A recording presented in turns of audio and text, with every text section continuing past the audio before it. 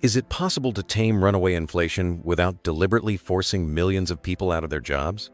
In a tense Capitol Hill hearing, Federal Reserve Chairman Jerome Powell, the man tasked with stabilizing the nation's economy, came face to face with this brutal question. He was confronted by Senator John Neely Kennedy, who, with the precision of a prosecutor, laid a trap woven from historical data and economic logic.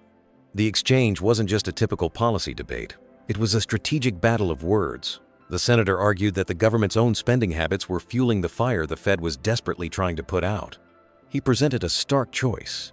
Either Congress reins in its spending, or the Federal Reserve's only remaining tool would be to inflict significant pain on the American workforce. As Powell parried and deflected, Kennedy pressed forward, determined to force an admission that could shift the entire political narrative. The question that hung in the air was not just about economic theory, but about who would ultimately bear the cost of fixing inflation. Thank you to you and your team for helping to save the economy during the pandemic meltdown. For what it's worth, I'm generally supportive of the actions of the Fed right now, and I'm not going to ask you today to blame anybody. When Congress spends money, it stimulates the economy, does it not? Well, it would depend on whether that's funded by tax increases or not. But so, if there's a spending that's not accompanied by taxes, would have a net at the margin stimulative effect. Well, and when Congress borrows money to spend even more, that stimulates the economy even more, does it not? At the margin, yeah. Okay.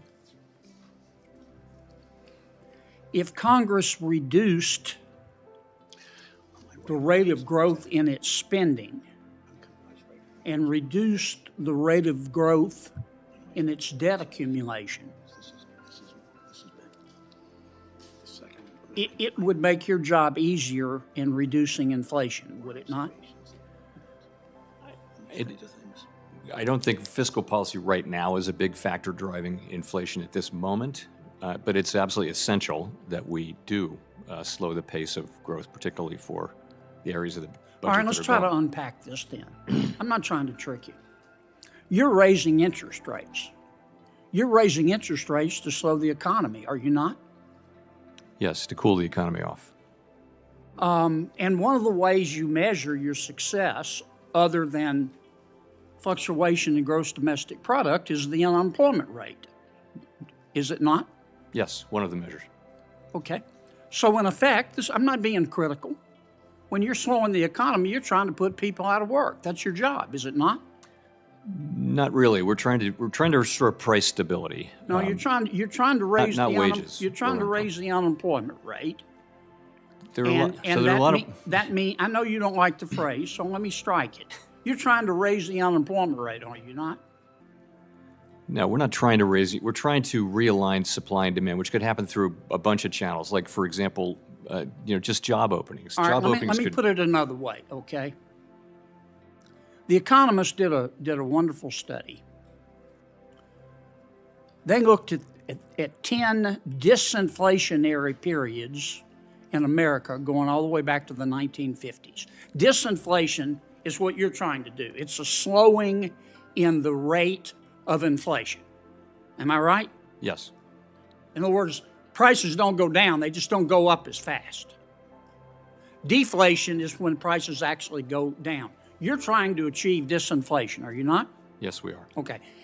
Based on history, in the 10 times that we got inflation down, disinflation since the 1950s, in order to reduce inflation by 2%, unemployment had to go up 3.6%.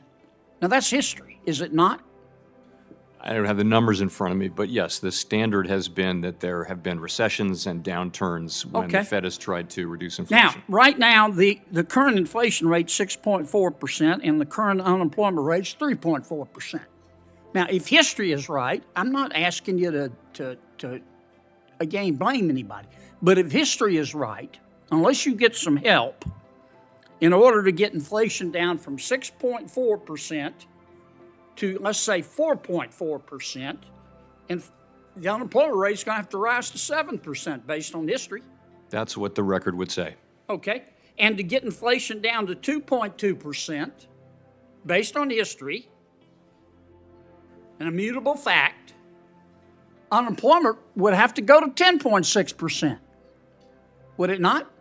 No, I wouldn't. That's what the record shows. That's what the history shows. Yeah, I don't think that kind of a number is at all in play here. I know you're reluctant to admit it, and you don't want to get in the middle of a policy dispute. But I think it's undeniable. It's undeniable that the only way we're going to get this sticky inflation down is to attack it on the monetary side, which you're doing, and on the fiscal side, which means Congress has got to reduce the rate of growth of spending and reduce the rate of growth of debt accumulation. Now, I get that you don't want to get in the middle of that fight. But the more we help on the fiscal side, the fewer people you're going to have to put out of work. Isn't that a fact? Please answer. Could work out that way.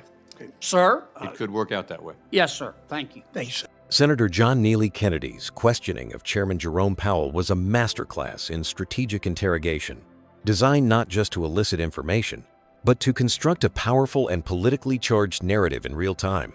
His performance can be broken down by its meticulous logic, its calculated demeanor, and its adaptive responses to Powell's cautious testimony.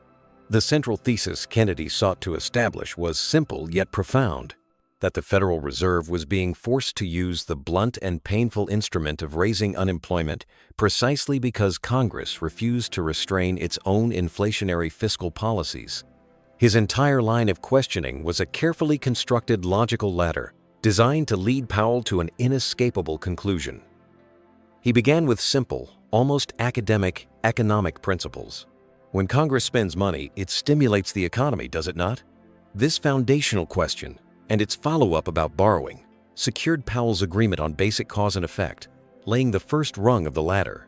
From there, he pivoted to the Fed's actions, confirming that raising interest rates is intended to cool the economy. Kennedy then masterfully connected the Fed's actions to their real-world consequences, deliberately using the provocative phrase, "You're trying to put people out of work." While Powell understandably rejected this characterization, preferring the more sterile restore price stability, Kennedy had already planted a powerful idea in the minds of the audience. He repeated the accusation, framing it as a direct consequence, not an intention, forcing Powell onto the defensive. The core of his argument, however, rested on his use of evidence. By citing a study of 10 disinflationary periods since the 1950 seconds, he shifted the debate from abstract theory to historical precedent. He presented a stark, quantitative relationship. To reduce inflation by 2%, unemployment historically had to rise by 3.6%. By applying this historical math to the current inflation rate of 6.4%, he calculated a potential unemployment rate of over 10% to reach the Fed's target. This was his checkmate move. While Powell rightly argued that history is not an immutable fact and that the current situation is different, Kennedy had effectively framed the Fed's task as historically impossible without inflicting massive economic pain. His strategic goal became crystal clear: to publicly corner the Fed chairman into admitting, however reluctantly, that fiscal restraint from Congress would make his job easier and, by extension, save American jobs. Throughout the exchange, Senator Kennedy maintained a calm, almost folksy, yet relentlessly prosecutorial tone. He was not aggressive or loud. Instead, his demeanor conveyed a sense of methodical certainty. His choice of words was deliberate and impactful. Phrases like sticky inflation and immutable fact were chosen to frame the problem as severe and his data as undeniable. His attitude was that of a teacher patiently leading a student to a conclusion the student is reluctant to accept, which was a disarmingly effective way to exert control. He repeatedly assured Powell, "I'm not trying to trick you," a classic rhetorical device to build a semblance of rapport while simultaneously tightening the logical vice. This calm persistence made Powell's attempts to deflect and provide nuanced answers appear evasive. Kennedy demonstrated remarkable adaptability in his questioning. When Powell pushed back on the idea that fiscal policy was a major driver of inflation at this moment, Kennedy didn't argue the point directly. Instead, he simply moved on to the next step of his logical chain, effectively saying, Let's set that aside for now and agree on this next point. His most brilliant adaptation was in response to Powell's rejection of the phrase trying to put people out of work. Kennedy acknowledged the chairman's discomfort. "I know you don't like the phrase, so let me strike it before immediately re-asking the exact same question.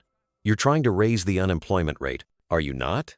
This demonstrated that he was in complete control of the narrative, refusing to allow Powell to reframe the issue in less politically damaging terms. He consistently controlled the flow, parrying Powell's nuanced, multi-channel explanations with simple, direct questions that demanded a yes or no answer. In the end, Kennedy achieved his objective. After laying out the grim historical arithmetic and making the case that fiscal and monetary policy are two sides of the same coin, he posed his final question. The more we help on the fiscal side, the fewer people you're going to have to put out of work. Isn't that a fact? Powell's quiet one-sentence concession, "It could work out that way," was the culmination of Kennedy's entire strategy. It was a reluctant admission, but an admission nonetheless that placed the onus squarely back on Congress. Kennedy had successfully used the platform not to debate monetary mechanics, but to send a clear political message. The pain of fighting inflation could be lessened if his colleagues in Congress chose to act. What do you think of this strategy? Was the senator effectively holding the government accountable, or was he unfairly politicizing the independent role of the Federal Reserve? Let us know your thoughts in the comments below, and don't forget to like and subscribe for more in-depth analysis.